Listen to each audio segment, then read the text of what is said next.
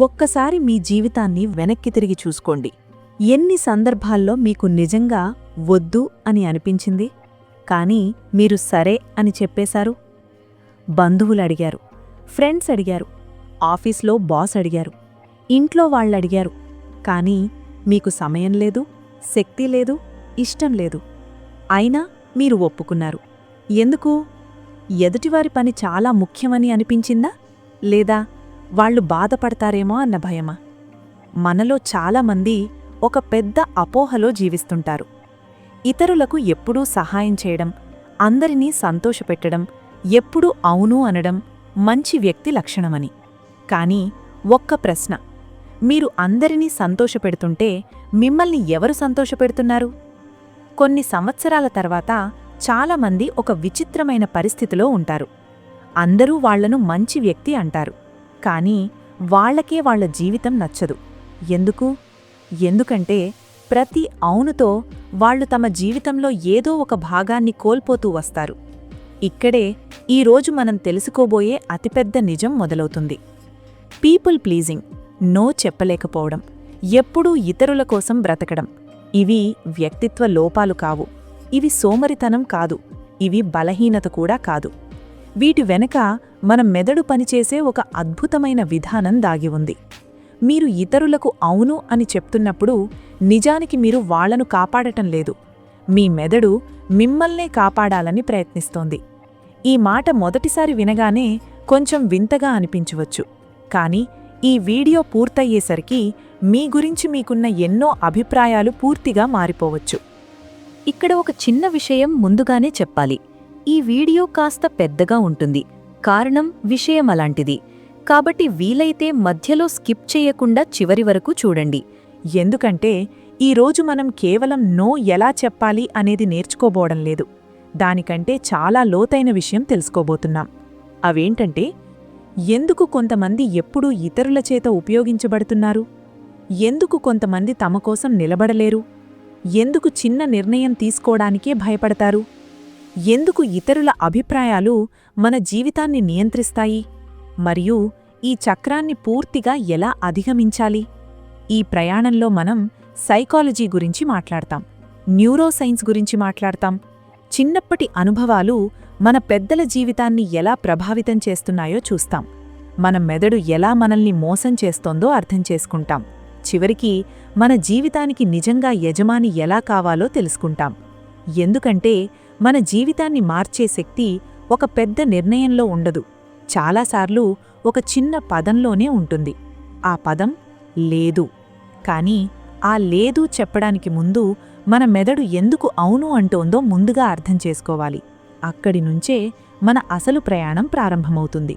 ఇక్కడ ఒక ప్రశ్న, మీరు చివరిసారిగా నో చెప్పబోయి చివరి క్షణంలో సరే అని మార్చేసిన సందర్భం గుర్తుందా? ఆ సమయంలో నిజంగా ఏం జరిగింది? మీరు ఆ వ్యక్తిని ప్రేమించడం వల్ల ఒప్పుకున్నారా, లేదా వాళ్లు కోపపడతారేమో అని భయపడ్డారా? చాలామంది అనుకునేది పీపుల్ ప్లీజింగ్ అంటే ఇతరులను చాలా ప్రేమించడమని. కానీ ఆశ్చర్యకరమైన విషయమేమిటంటే పరిశోధనలు మరో విషయం చెబుతున్నాయి. చాలా సందర్భాల్లో మనల్ని నడిపించేది ప్రేమ కాదు, అసౌకర్యం నుండి తప్పించుకోవాలనే కోరిక. ఒక్కసారి ఊహించండి, మీరు ఒక స్నేహితుడికి నేను రాలేను అని చెప్పాలి, కానీ ఆ మాట చెప్పే ముందు మీ గుండె వేగంగా కొట్టుకోవడం, కడుపులో ఒక విచిత్రమైన ఫీలింగ్ రావడం, చేతులు చల్లబడిపోవడం, ఇవన్నీ నిజంగానే జరుగుతాయి. ఎందుకంటే మన మెదడు ఒక విచిత్రమైన పొరపాటు చేస్తోంది. ఈరోజు ఎవరో మన మీద కోపపడడం మన పూర్వీకుల కాలంలో గుంపు నుండి బయటకు పంపించబడినటంతో సమానమని అది ఇంకా భావిస్తోంది. వేల సంవత్సరాల క్రితం ఒంటరిగా మిగిలిపోవడమంటే దాదాపు మరణశిక్షనే. గుంపే రక్షణ, గుంపే ఆహారం, గుంపే జీవితం. అందుకే మన మెదడు ఇప్పటికీ ఒక చిన్న సామాజిక ఘర్షణను కూడా ఒక పెద్ద ప్రమాదంలా చూస్తోంది. అందుకే ఎవరైనా నిరాశపడతారేమో అని అనిపించిన క్షణంలో మనలో రెండు శక్తులు పోరాడడం మొదలుపెడతాయి. ఒకటి, నాకు ఇది ఇష్టం లేదు అని చెప్పే మన నిజమైన స్వరం. మరొకటి, వద్దు, గొడవ వస్తుంది, ఒప్పేసుకో అని చెప్పే మన సర్వైవల్ సిస్టమ్. ఈ రెండింటి మధ్య జరిగేది మనకు కనిపించదు, కానీ మన నిర్ణయాలను మాత్రం అదే నియంత్రిస్తుంది. అందుకే చాలామంది అవును అన్న వెంటనే లోపల బాధపడతారు. ఎందుకంటే వాళ్ళు ఇతరులను మోసం చేయలేదు, తమను తామే మోసం చేసుకున్నారు. ఇక్కడే ఒక పెద్ద నిజముంది. మీరు నో చెప్పలేకపోతున్నారు అంటే మీకు ధైర్యం లేదని కాదు, మీ మెదడు మిమ్మల్ని రక్షిస్తున్నానని అనుకుంటోంది. కానీ ఒకప్పుడు మనల్ని రక్షించిన ఈ వ్యవస్థ ఈరోజు మన జీవితాన్ని బంధిస్తోంది. ఇప్పుడు ఇంకో ప్రశ్న. ఒక చిన్న నో చెప్పడానికి కూడా మన శరీరం ఇంత తీవ్రంగా స్పందిస్తే, ఏళ్ల తరబడి అందరినీ సంతోషపెట్టే వ్యక్తి లోపల ఎలా ఉంటాడు? అతను బయటకు నవ్వుతాడు, లోపల అలసిపోతాడు. బయటకు అందరికీ అందుబాటులో ఉంటాడు, లోపల మాత్రం తనకోసం ఎప్పుడూ అందుబాటులో ఉండడు. ఇక్కడి నుంచే మరో సమస్య మొదలవుతుంది. మొదట మనం ఇతరులను సంతోషపెట్టడం మొదలుపెడతాం. తర్వాత మన అవసరాలను వాయిదా వేస్తాం. తర్వాత మన అభిప్రాయాలను దాస్తాం. చివరికి మనకు నిజంగా ఏమి కావాలో కూడా మరిచిపోతాం. ఇదే పీపుల్ ప్లీజింగ్ యొక్క అసలు ధర. ఇది కేవలం సమయాన్ని దొంగలించదు, మన వ్యక్తిత్వాన్ని కూడా నెమ్మదిగా చెరిపేస్తుంది. అయితే ఇక్కడే ఒక ఆశ కూడా ఉంది. మన మెదడు ఈ అలవాటును నేర్చుకుంది అంటే దాన్ని మళ్లీ కొత్తగా నేర్పించవచ్చు. కానీ ఎలా? దానికి ముందు మనం మన జీవితంలో చేసే ఒక పెద్ద పొరపాటును అర్థం చేసుకోవాలి. అదే మంచి మనిషిగా ఉండడానికి మనల్ని మనం త్యాగం చెయ్యాల్సిందే అనే నమ్మకం. అసలది నిజమేనా? అదే ఇప్పుడు చూద్దాం. ఇక్కడ ఒక ప్రమాదకరమైన అపోహ ఉంది. చాలామంది ఇలా అనుకుంటారు, మంచి మనిషి అంటే ఎప్పుడూ అవును చెప్పాలి, ఎవ్వరినీ నొప్పించకూడదు, మన వల్ల ఎవరికీ నిరాశ కలగకూడదు అని. వినడానికి చాలా గొప్పగా అనిపిస్తుంది. కానీ ఒక్కసారి ఆలోచించండి. ఒక వ్యక్తి ప్రతి ఒక్కరికీ అందుబాటులో ఉంటూ, ప్రతి అభ్యర్థనకు అవును చెబుతూ, తన సమయం, తన ఆరోగ్యం, తన కలలు, తన ప్రశాంతత ఇవన్నీ వదులుకుంటూ ఉంటే చివరికి అతనికి మిగిలేది ఏమిటి? ఇదే కారణంగా మనుషులు సాధారణంగా రెండు ప్రమాదకరమైన దారుల్లో ఒకదానిలో పడిపోతారు. మొదటి దారి ప్యాసివ్ వ్యక్తి. ఇలాంటివాళ్లు ఎవ్వరినీ నొప్పించకూడదని తమ్మని తామే నొప్పించుకుంటారు. వాళ్ల జీవితంలో ఎక్కువగా వినిపించే మాట పర్వాలేదు, నేను చేస్తాను, నాకు ఓకే, పర్వాలేదు లాంటివి. బయట వాళ్లకి చాలా మంచివాళ్లలా కనిపించి సంతోషంగా కనిపిస్తారు. కానీ లోపల మాత్రం నెమ్మదిగా కృంగుతూ ఉంటారు. ఎందుకంటే వాళ్ల జీవితంలో ప్రతి ఒక్కరికీ ప్రాధాన్యత ఉంటుంది, ఒక్క వాళ్లకు తప్ప. కాని ఇది ఎప్పటికీ కొనసాగదు. ఒకరోజు ఏళ్ల తరబడి అన్నిటికీ అవును అన్న వ్యక్తి మొట్టమొదటిసారి నో అంటాడు. అప్పుడు ఏమవుతుంది? చుట్టూ ఉన్నవాళ్లు ఆశ్చర్యపోతారు. నువ్వేనా ఇలా మాట్లాడేది? ఇంతకాలం చేశావు కదా, ఇప్పుడు ఎందుకు చేయవు అంటారు. ఎందుకంటే వాళ్లు మారలేదు, మీరు మారారు. ఇప్పుడు రెండో దారి చూద్దాం, డామినేటర్. ఇలాంటి వాళ్లకు ఒక్కటే ముఖ్యం, నా పని కావాలి అంతే. వాళ్లు మంచివాళ్లను గుర్తించడంలో చాలా తెలివిగా ఉంటారు. ఎవరు నో చెప్పలేరో వాళ్లనే టార్గెట్ చేస్తారు. కొన్నిసార్లు తియ్యగా మాట్లాడతారు, కొన్నిసార్లు గిల్ట్ ఫీలింగ్ కలిగిస్తారు, కొన్నిసార్లు భయపెడతారు. చివరికి వాళ్ల పని అయ్యేలా చూసుకుంటారు. అంటే ఒకవైపు ఎప్పుడూ లొంగిపోయే వ్యక్తి, మరోవైపు ఎప్పుడూ ఇతరులను ఉపయోగించుకునే వ్యక్తి. ఈ రెండు జీవితాలు ఆరోగ్యకరమైనవి కావు. మరి సరైన దారి ఏంటి? అదే ఎసర్టివ్నెస్. ఈ పదాన్ని చాలామంది తప్పుగా అర్థం చేసుకుంటారు. ఎసర్టివ్ అంటే గట్టిగా మాట్లాడడం కాదు, కోపంగా ఉండడం కాదు, అందరినీ ఎదిరించడం కాదు. ఎసర్టివ్ అంటే నేను నిన్ను గౌరవిస్తాను, అదే సమయంలో నన్ను కూడా గౌరవించుకుంటాను అని. ఇదే తేడా. ఒక్కసారి ప్రకృతిని చూడండి. ఒక మొసలి తన నోరు తెరిచి ఉంచుతుంది. ఒక చిన్న పక్షి దాని నోట్లోకి వెళ్ళి పళ్ల మధ్య ఇరుక్కున్న ఆహారాన్ని తింటుంది. ఇద్దరికీ లాభమే. పక్షికి ఆహారం దొరుకుతుంది, మొసలికి పళ్ళు శుభ్రపడతాయి. ఇదే ఆరోగ్యకరమైన సంబంధం. కాని ఒక విషయం గమనించండి, మొసలి తన నోరు తెరిచి ఉంచిందని అది బలహీనమైంది కాదు, అవసరం ఉన్నంతవరకే తెరిచి ఉంచింది. హద్దు దాటితే ఒక్క క్షణంలో మూసేస్తుంది. ఇదే ఆరోగ్యకరమైన బౌండరీ. తలుపు తెరిచి ఉంటుంది, కాని తాళం కూడా ఉంటుంది. చాలామంది చేసే పొరపాటు ఏమిటంటే అందరికీ తలుపు తెరిచి పెడతారు, లేదా అందరికీ పూర్తిగా మూసేస్తారు. రెండూ తప్పే. ఆరోగ్యకరమైన జీవితం అంటే ప్రేమతో ఉండాలి, కాని ప్రేమ పేరుతో మనల్ని మనం కోల్పోవద్దు. ఎందుకంటే ప్రపంచానికి మీ దయ అవసరం, కాని మీ బలహీనత కాదు. ఇప్పుడు అసలు ప్రశ్నలు. ఈ బౌండరీలను నిజ జీవితంలో ఎలా అమలు చేయాలి? ఎవరైనా ఏదైనా అడిగినప్పుడు ఆ క్షణంలో మన మెదడును ఎలా కంట్రోల్ చేయాలి? దానికొక అద్భుతమైన టెక్నిక్ ఉంది. అది ఇప్పుడు చూద్దాం. ఇప్పటివరకు మనం ఒక విషయం అర్థం చేసుకున్నాం. సమస్య లేదు అనే పదంలో లేదు. సమస్య మనం ఎంత వేగంగా అవును చెప్పేస్తున్నాము అనే దానిలో ఉంది. ఎందుకంటే పీపుల్ ప్లీజింగ్ అనేది ఒక ఆలోచించి తీసుకున్న నిర్ణయం కాదు. అది ఒక రిఫ్లెక్స్. ఎవరైనా ఏదైనా అడిగిన వెంటనే మన మెదడు ఆలోచించకుండానే వేగంగా అవును అంటుంది. దాని లక్ష్యం ఒకటి, గొడవ రాకూడదు, అంతే. అక్కడే మనం ఓడిపోతాం. ఎందుకంటే మనకు నిర్ణయం తీసుకునే అవకాశం కూడా దొరకదు. అయితే ఇక్కడొక చిన్న టెక్నిక్ ఉంది, కాని దాని ప్రభావం చాలా పెద్దది. అదే ది పాజ్, ఒక చిన్న విరామం. చాలామంది అనుకుంటారు లేదు చెప్పడానికి ధైర్యం కావాలని. కాదు, ముందు కావాల్సింది కొన్ని సెకండ్లు, అంతే. ఎవరైనా ఈ పని చేస్తావా అని అడిగారనుకుందాం. పాత అలవాటు ఏం చేస్తుంది? సరే అని వెంటనే చెప్పేయడం. కాని కొత్త అలవాటేమంటుంది? ఒక్కసారి ఆలోచించి చెబుతాను అని.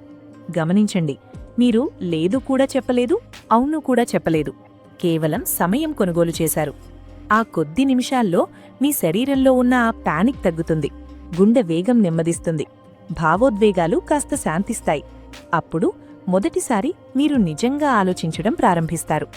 ఎందుకంటే పానిక్లో ఉన్న మెదడు నాకు నిజంగా ఇది చెయ్యాలనుందా, దీనికి సమయముందా, ఇది నా బాధ్యతేనా లాంటి ప్రశ్నలు అడగదు. ప్రశాంతమైన మెదడే అడుగుతుంది. ఇక్కడొక చిన్న నిజజీవిత సంఘటన చూద్దాం. ఒక వ్యక్తి దాదాపు 2 వారాల పాటు నిరంతరం ప్రయాణాలు చేస్తూ అలసిపోయి ఉన్నాడు. చివరి రోజు ఒక పెద్ద రెస్టారెంట్లో డిన్నర్ చేస్తున్నాడు.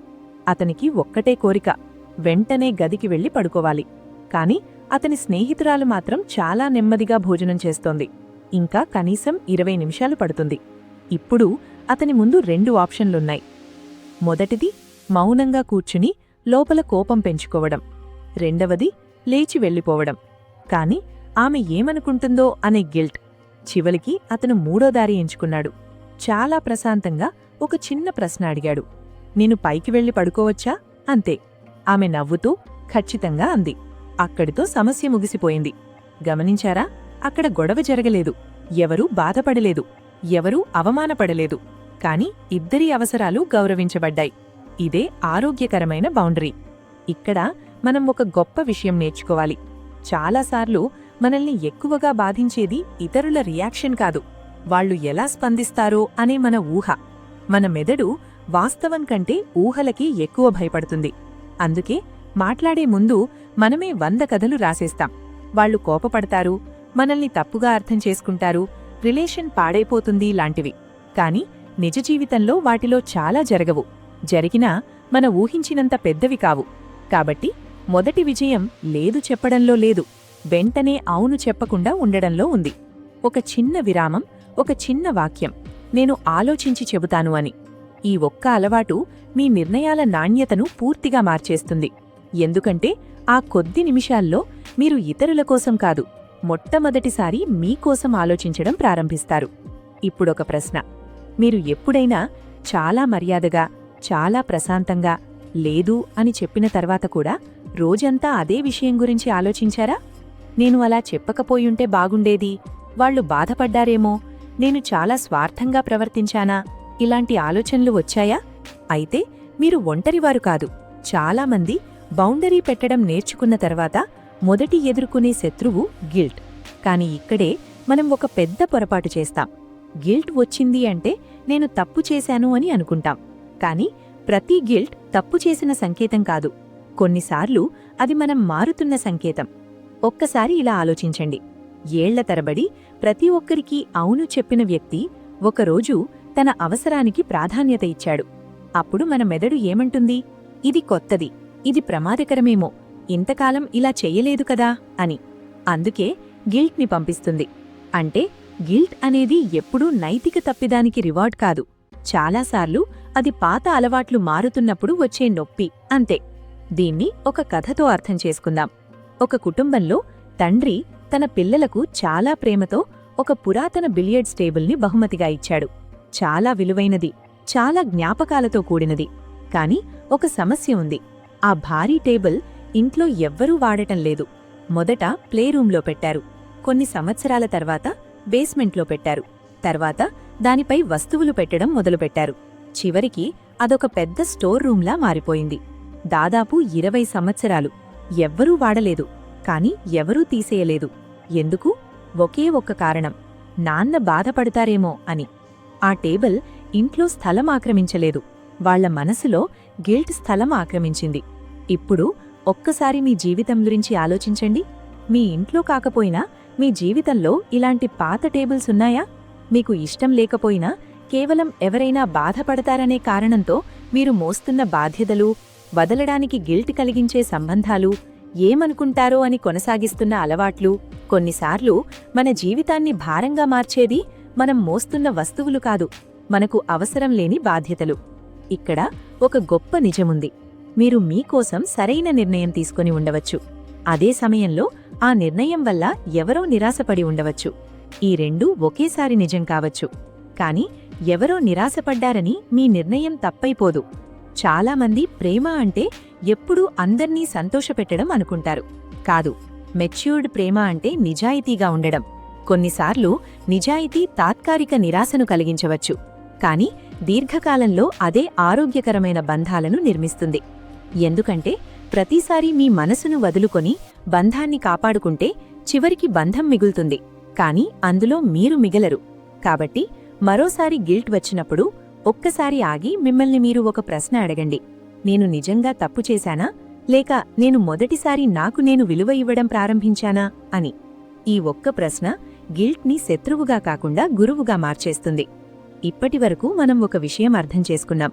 పీపుల్ ప్లీజింగ్ మన వ్యక్తిత్వం కాదు, అది మన మెదడు సంవత్సరాలుగా ప్రాక్టీస్ చేసిన ఒక అలవాటు. అయితే ఇక్కడే ఒక అద్భుతమైన శుభవార్త ఉంది. ఏ అలవాటైనా నేర్చుకున్నదే అయితే దాన్ని మళ్లీ మార్చుకోవచ్చు. దీనినే ఆధునిక న్యూరోసైన్స్లో న్యూరోప్లాస్టిసిటీ అంటారు. సింపుల్గా చెప్పాలంటే మన మెదడు సిమెంట్ కాదు, మట్టి. ఎలా మలిస్తే అలా మారుతుంది. చిన్నప్పుడు సైకిల్ తొక్కడం రాదు, ఈరోజు ఆలోచించకుండా తొక్కేస్తాం. మొదటిసారి కార్ డ్రైవ్ చేసినప్పుడు ప్రతి గేరు గురించి ఆలోచించాలి. కొన్ని నెలల తర్వాత మాట్లాడుతూ కూడా డ్రైవ్ చేస్తాం. ఎందుకు? ఎందుకంటే ప్రాక్టీస్ వల్ల కొత్త న్యూరల్ పాత్వేస్ ఏర్పడ్డాయి. అదేవిధంగా ఈరోజు లేదు చెప్పడం కష్టంగా అనిపిస్తోంది, కాని దాన్ని కూడా ప్రాక్టీస్ చేస్తే ఒకరోజు అది సహజంగా మారిపోతుంది. ఇక్కడ చాలామంది చేసే ఒక పెద్ద పొరపాటుంది. వాళ్ళనుకుంటారు, నాకు కాన్ఫిడెన్స్ వచ్చిన తరువాత నేను బౌండరీ పెడతాను అని. కాని నిజం దానికి పూర్తి వ్యతిరేకం. ముందు బౌండరీ పెడితేనే తర్వాత కాన్ఫిడెన్స్ వస్తుంది. ఎందుకంటే మన మెదడు మన మాటలను నమ్మదు, మన పనులను నమ్ముతుంది. మీరు ప్రతిసారీ మీకోసం నిలబడినప్పుడు మీ మెదడులో ఒక కొత్త మెసేజ్ రిజిస్టర్ అవుతుంది, ఈ వ్యక్తి తనను తాను రక్షించుకోగలడు అని. ఆ తర్వాత మరోసారి అలాంటి పరిస్థితి వచ్చినప్పుడు పాత భయం కొంచెం తగ్గుతుంది, మూడోసారి ఇంకా తగ్గుతుంది, పదోసారి అది అలవాటుగా మారిపోతుంది. ఇక్కడ ఒక విషయం గుర్తుంచుకోండి, మీ మెదడు ఒకేసారి మారదు, ప్రతి చిన్న నిర్ణయంతో మారుతుంది. కాబట్టి పెద్ద పెద్ద మార్పుల గురించి ఆలోచించకండి, చిన్న చిన్న ప్రాక్టీస్లు మొదలుపెట్టండి. ఉదాహరణకు, ఈ వారం ఒక్కసారి మాత్రమే వెంటనే అవును చెప్పకుండా నేను ఆలోచించి చెబుతాను అని చెప్పండి, అంతే. తర్వాత ఒక చిన్న అభ్యర్థనకు మీకు నిజంగా ఇష్టం లేకపోతే చాలా మర్యాదగా ఈసారి చెయ్యలేను అని చెప్పండి. ఎవరితోనూ గొడవపడాల్సిన అవసరం లేదు, ఎవరినీ అవమానపరచాల్సిన అవసరం లేదు. కేవలం మీ నిజాన్ని ప్రశాంతంగా చెప్పండి. ఇలా ప్రతి చిన్న విజయం మీ మెదడుకు ఒక కొత్త సాక్ష్యమవుతుంది. ఈ 3 అనుభవాలు మీ మెదడును మార్చేస్తాయి. ఇంకో విషయం, మనలో చాలామంది మారాలని కోరుకుంటారు, కానీ ప్రాక్టీస్ చెయ్యరు. పుస్తకాలు చదువుతారు, వీడియోలు చూస్తారు, మోటివేషన్ పొందుతారు, కానీ జీవితంలో ఒక్క కొత్త ప్రవర్తన కూడా ప్రయత్నించరు. దీనిని మనోవిజ్ఞాన శాస్త్రంలో డిక్లరేటివ్ నాలెడ్జ్ అంటారు. అంటే ఏది సరైనదో తెలుసు, కానీ చెయ్యలేరు. మార్పు ఎప్పుడొస్తుంది? ప్రొసీజరల్ లెర్నింగ్ వచ్చినప్పుడు. అంటే తెలుసుకోవడం కాదు, చేయడం. ఈత గురించి 100 పుస్తకాలు చదివినా నీళ్లల్లో దిగకపోతే ఈత రాదు. అలాగే బౌండరీస్ గురించి 100 వీడియోలు చూసినా ఒక్కసారి కూడా లేదు చెప్పకపోతే మీ జీవితం మారదు. జ్ఞానం ప్రాక్టీస్ అయినప్పుడు మాత్రమే అది వ్యక్తిత్వంగా మారుతుంది. కాబట్టి ఈరోజు నుంచి ఒక కొత్త లక్ష్యం పెట్టుకోండి. ప్రతిరోజు ఒక చిన్న సందర్భంలో మీ నిజమైన అభిప్రాయాన్ని చెప్పండి. ఒక చిన్న సందర్భంలో మీ సమయానికి విలువ ఇవ్వండి. ఒక చిన్న సందర్భంలో మీకు మీరే ప్రాధాన్యత ఇవ్వండి. ఎందుకంటే చిన్న అలవాట్లు చివరికి పూర్తి వ్యక్తిత్వాన్ని మార్చేస్తాయి. కానీ ఇక్కడ అందరికీ వచ్చే ప్రశ్నలున్నాయి. ఈ మార్పులన్నీ చేసిన తర్వాత మీ జీవితం ఎలా ఉంటుంది? లేదు చెప్పగలిగే వ్యక్తి చివరికి ఎలాంటి మనిషిగా మారతాడు? అదే ఈ విశ్లేషణలో అత్యంత ముఖ్యమైన చివరి భాగం. ఇప్పుడు ఈ మొత్తం ప్రయాణాన్ని ఒకసారి వెనక్కి తిరిగి చూద్దాం. మొదట పీపుల్ ప్లీజింగ్ ఒక వ్యక్తిత్వ లోపం కాదని తెలుసుకున్నాం. తర్వాత మన మెదడు ఎందుకు లేదు చెప్పడానికి భయపడుతుందో అర్థం చేసుకున్నాం. ఆ తర్వాత మంచి మనిషిగా ఉండటం డోర్మ్యాట్గా మారడం కాదని చూసాం. ఒక చిన్న పాజ్, ఒక చిన్న బౌండరీ, ఒక చిన్న లేదు మన జీవితాన్ని ఎలా మార్చగలవో తెలుసుకున్నాం. గిల్ట్ అనేది ఎప్పుడూ తప్పు చేసిన సంకేతం కాదని కూడా చూసాం. చివరగా మన మెదడును కొత్తగా ట్రైన్ చేయవచ్చని అర్థం చేసుకున్నాం. కానీ ఈ మొత్తం ప్రయాణానికి చివరి లక్ష్యమేమిటి? కేవలం లేదు చెప్పడం నేర్చుకోవడమా? కాదు, మన జీవితానికి మనమే యజమానిగా మారడం. ఎందుకంటే చాలామంది జీవితాన్ని వాళ్ల విలువలు నిర్ణయించవు, ఇతరుల అంచనాలే నిర్ణయిస్తాయి. వాళ్ళేమనుకుంటారు? వాళ్ళు ఒప్పుకుంటారా? వాళ్ళు కోపపడతారా? ఈ 3 ప్రశ్నలే చాలామంది జీవితాన్ని నడిపిస్తాయి. ఒక్కసారి ఆలోచించండి. మీరు తీసుకునే ప్రతి నిర్ణయం మీ మనసు చెప్పిందా, లేక ఎవరో ఒకరు నిరాశ చెందకూడదని తీసుకున్నదా? ఈ రెండింటి మధ్య ఉన్న తేడానే స్వేచ్ఛ. నిజమైన స్వేచ్ఛంటే ఎవరినీ పట్టించుకోకపోవడం కాదు, ఎవరినీ బాధపెట్టడం కాదు. నిజమైన స్వేచ్ఛంటే మన విలువలను కోల్పోకుండా ఇతరులను గౌరవించడం. ఎందుకంటే బౌండరీలు మనుషులను దూరం చేయవు, సరైన మనుషులను దగ్గర చేస్తాయి.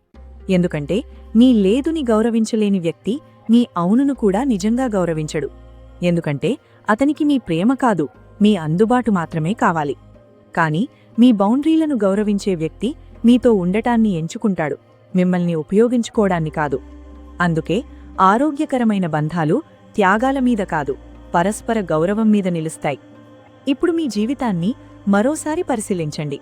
మీ షెడ్యూల్లో మీకిష్టం లేకపోయినా కేవలం మొహమాటంతో చేస్తున్న పనులన్నీ, మీ ఫోన్లో మీకు శాంతి ఇవ్వకుండా కేవలం గిల్ట్ వల్ల కొనసాగిస్తున్న సంభాషణలన్నీ, మీ మనసులో ఏళ్లుగా మోస్తున్న ఆ పాత బిలియర్డ్స్ టేబుల్స్ ఇంకా ఎన్నున్నాయి.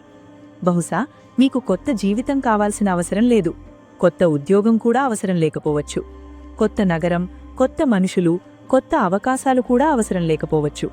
బహుశా మీకు కావాల్సింది ఒక్కటే, అవసరం లేని భారాన్ని దించేయడం. ఎందుకంటే మన జీవితాన్ని అలసిపోయేలా చేసేది ఎక్కువ పని కాదు, ఎక్కువ రాజీలు. మనల్ని ఖాళీ చేసేది ఎక్కువ బాధ్యతలు కాదు, మనకు చెందని బాధ్యతలు.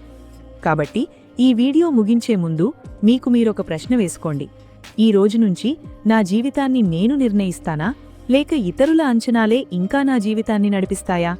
గుర్తుంచుకోండి, ప్రతి లేదు ఒక సంబంధాన్ని ముగించదు. కొన్నిసార్లు అది మీతో మీ సంబంధాన్ని మొదలుపెడుతుంది. ఎందుకంటే మీ జీవితంలో అత్యంత ముఖ్యమైన వ్యక్తి మీరే. మీరు మీకోసం నిలబడిన రోజు ప్రపంచం మీకు వ్యతిరేకంగా మారదు, కానీ మీ ప్రపంచం మాత్రం శాశ్వతంగా మారిపోతుంది. ఆలోచించండి. కామెంట్లో తప్పకుండా మీ అభిప్రాయం చెప్పండి. వీడియో నచ్చితే లైక్ చేయండి. ఇలాంటి జీవిత సత్యాలు, సైకాలజీ అండ్ సెల్ఫ్ ఇంప్రూవ్మెంట్ వీడియోల కోసం సబ్స్క్రైబ్ చేయడం మర్చిపోకండి.